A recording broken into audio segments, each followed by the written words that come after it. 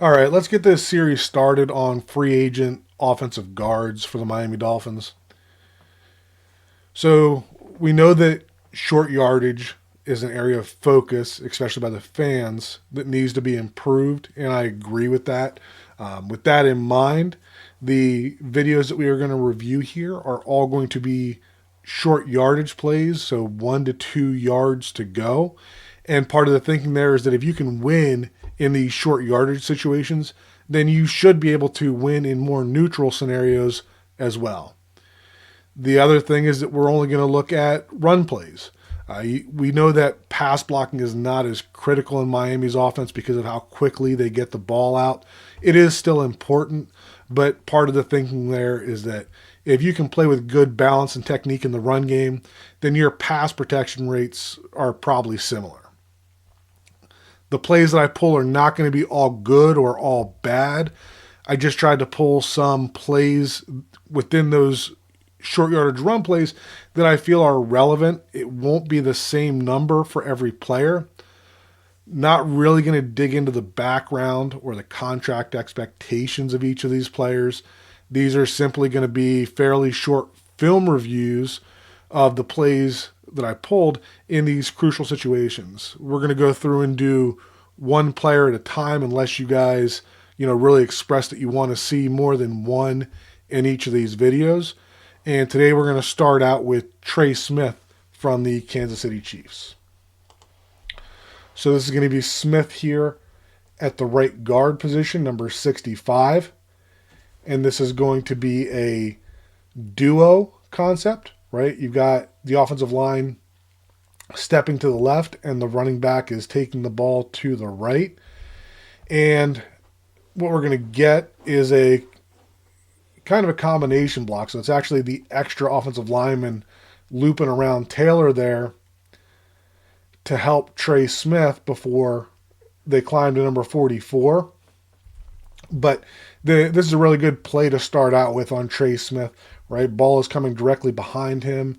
Inside zone duo concepts. We don't want to see that vertical movement on those defensive tackles, and that's what we're getting here. I mean, 93 is driven back 5 yards, before the end of that play. So good rep to start out here on Trey Smith.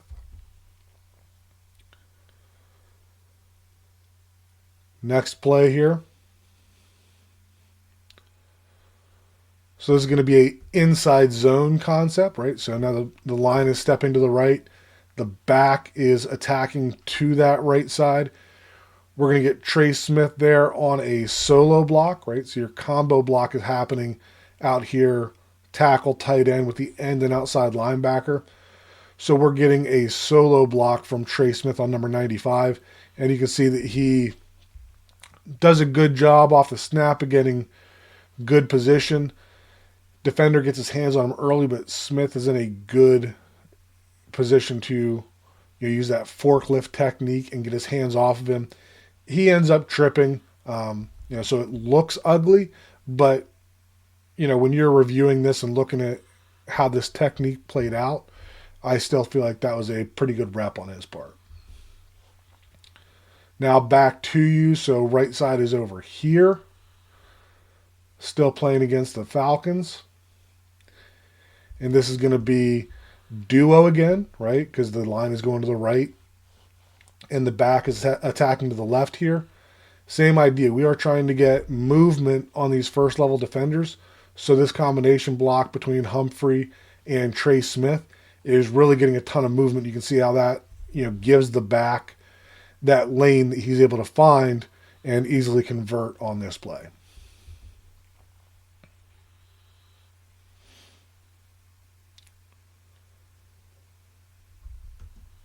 So that one got cut short. So on this play, this is going to be inside zone to the right again. But you can see that for Smith on this one, right, decent protection to start.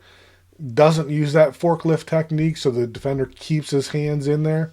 He's able to use a push-pull technique, and Trey Smith is a little over his skis there, right, leaning forward. So that defender is able to use that momentum to pull him out of the way.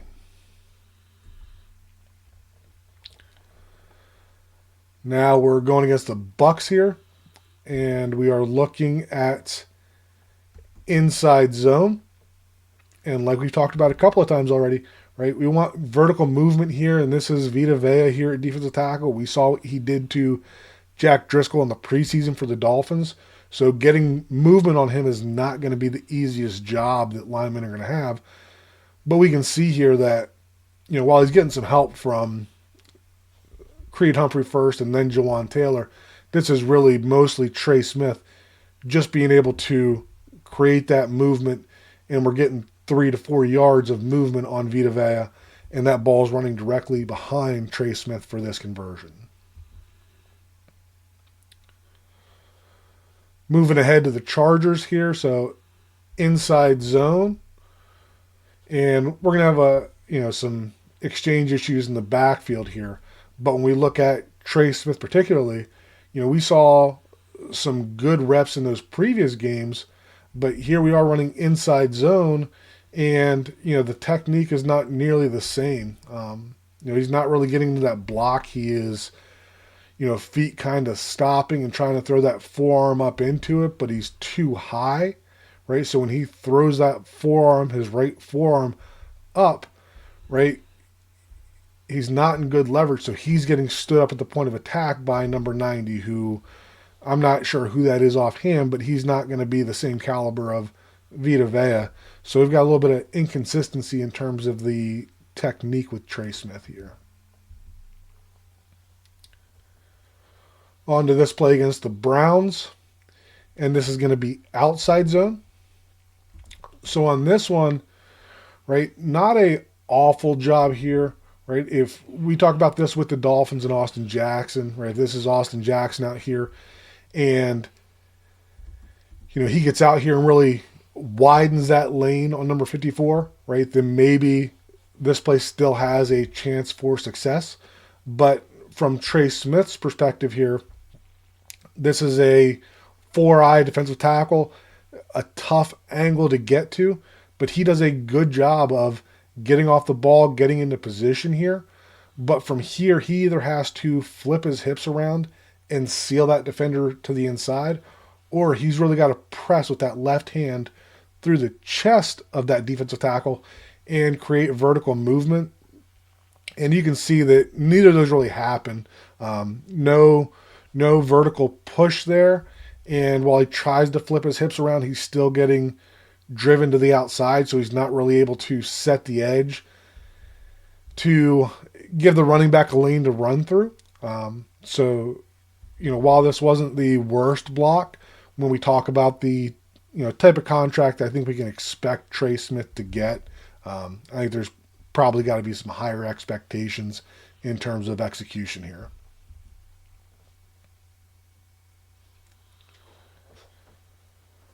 Against the Falcons, so this is inside zone, and you can see there's a combo between Taylor and Trey Smith through number 97 to number 43, ex-Dolphin Neville Hewitt. And, one, we don't get a whole lot of help for Taylor there, right? If we watch Smith and the amount of help that he gives on number 97, right, that's just not going to do much for Taylor. But then you kind of double down on it by not only not helping Taylor, but then also getting, stood up by Neville Hewitt at the point of attack. Again, a player the caliber of Trey Smith can't have this happening, right? We either got to get more movement here early or dominate that linebacker, and neither of those happen here. Moving on to the Steelers. So this is going to be outside zone to the right. So we're going to get a solo block out there, and then a combo block is what's being called between Humphreys and Trey Smith. And we can see off the snap that defensive tackle holds that outside leverage, so Humphreys really isn't going to help. He's going to climb to that linebacker. And you can see that Trey Smith is in decent position here, just has to keep widening that out. It's not even though it's an outside zone, it doesn't have to go to the outside. If that defender wants to hold that outside leverage, that's fine. Just need to be able to wash him out. And you can see that Trey Smith is trying to do that, but again, gets a little far over his skis, loses his balance, and, back gets tackled from the backside pursuit there. But even if he hadn't, Trey Smith's guy was going to make that play.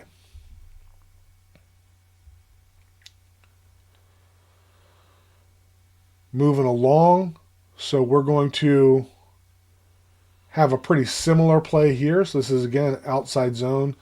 Solo there, combo here.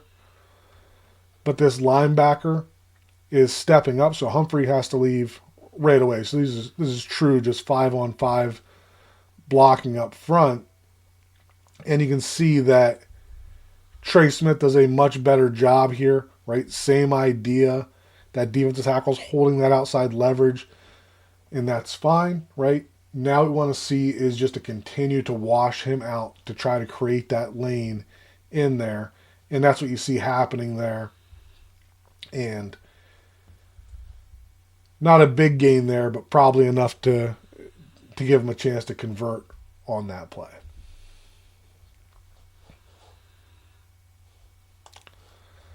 Last play for Trey Smith that we have here.